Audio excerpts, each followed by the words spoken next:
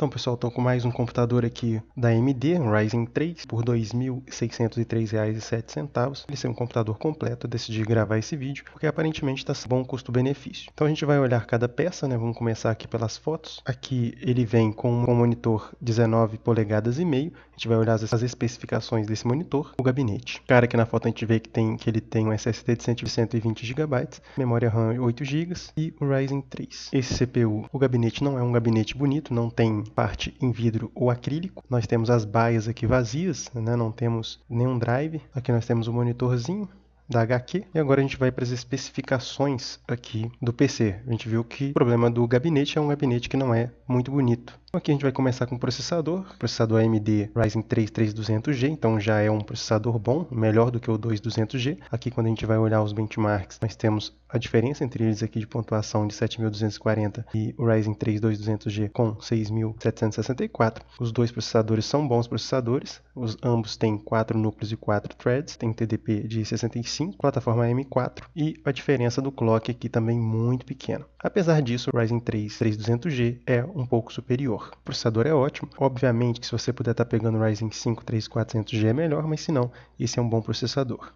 Dá para você estar jogando vários jogos leves aí. Você pode olhar no YouTube quais jogos você vai rodar com esse processador, porque já tem muitos vídeos falando sobre. A placa-mãe é uma A320, tipo de memória DDR4. Aqui nós não temos a marca dessa A320.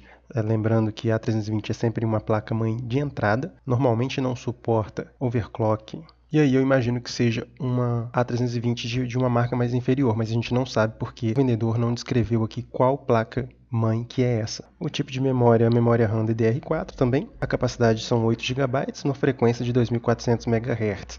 É possível aumentar a frequência dessa memória RAM, porém aqui 8 GB é muito pouco. Com certeza você vai estar precisando aí de colocar mais 8 GB para você estar jogando jogos pelo menos de nível médio, para você não ficar limitado aí com apenas 8 GB de RAM. Caso você não tenha condições de fazer isso agora, fazer esse upgrade, você pode colocar futuramente aí 4 GB, mas o ideal é que você coloque 8 GB e que seja a mesma marca com a mesma frequência, se puder. Se não puder, aí você pode variar, mas lembre-se de colocar mais memória RAM. O armazenamento é um SSD de 120 GB, aqui também futuramente você vai precisar fazer um upgrade para você estar colocando jogos. 120 GB, como eu falo nos vídeos, sempre é muito pouco, não vai dar para você colocar muita coisa, é basicamente para você colocar alguns programas e o sistema operacional.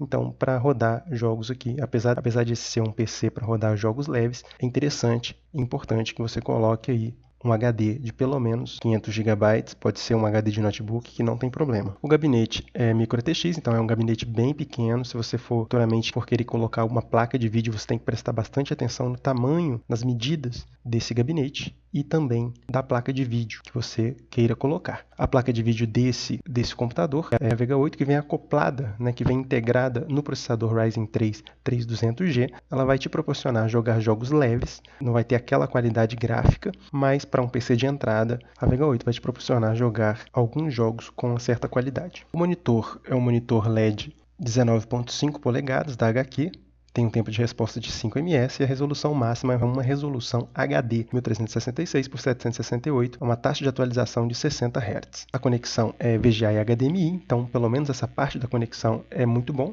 Aparentemente não temos aqui DisplayPort, mas uma conexão HDMI já é muito bom para você estar conectando aí cabos HDMI. VGA é uma tecnologia mais antiga, apesar de terem atualizações, eu prefiro utilizar o HDMI.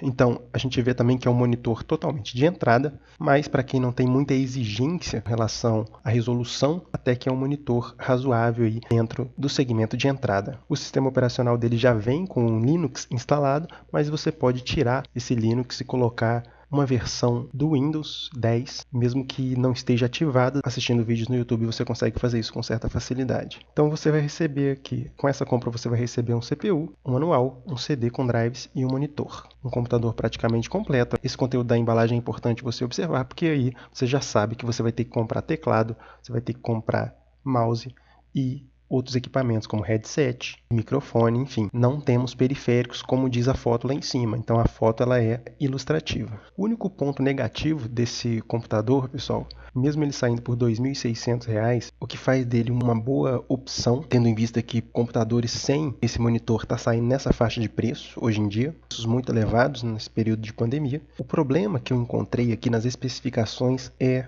em relação à fonte. Não fala qual fonte que é, simplesmente fala que é uma fonte bivolt. A não especificação dessa fonte faz com que a gente tenha dúvidas em relação, por exemplo, a upgrades futuros. Se você quiser colocar uma placa de vídeo, você não tem a menor ideia de que fonte que é essa. Para você colocar uma placa de vídeo que puxa a energia da sua fonte, você precisa ter uma fonte de boa qualidade. Então, provavelmente, essa fonte ela está adequada a esse computador. Porém, qualquer upgrade que você for fazer nesse computador, você vai ter que observar essa fonte. Então, o que me faria hoje não comprar esse PC é por causa da fonte. Então é isso. A gente falou um pouco aqui das especificações desse computador. Aparentemente ele se mostra numa boa promoção. A não especificação dessa fonte deixa a gente um pouco de dúvida, então eu não compraria por causa disso.